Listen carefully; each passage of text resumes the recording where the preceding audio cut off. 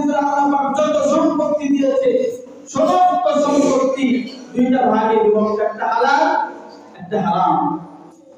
হালাল সম্পদ এবং হারাম দুইটা সম্পত্তি আল্লাহ তাআলা দুনিয়াতে আছে।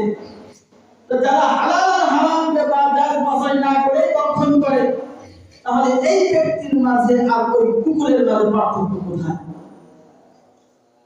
কুকুর সে শুধু এই যে মৃত্যু প্রাণী রাত্রে খায় কি দিনে খায়?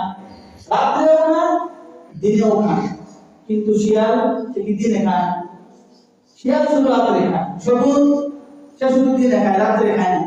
কিন্তু কুকুর সে দিনেও খায় রাত্রেও খায়।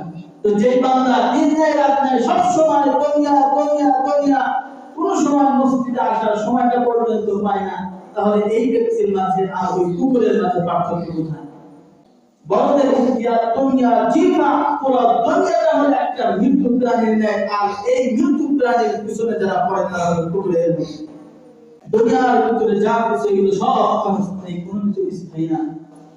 দুনিয়া আপনার নিত্য প্রয়োজনীয় জিনিসের ভিতর যতক্ষণ থাকবে ততক্ষণ এই দুনিয়া আপনার জন্য উপকার। যখন নিত্য প্রয়োজনীয় জিনিসের চাইতে যখন বেশি হয়ে যাবে, এই দুনিয়াতে আপনার জন্য ক্ষতির কারণ হয়ে যাবে।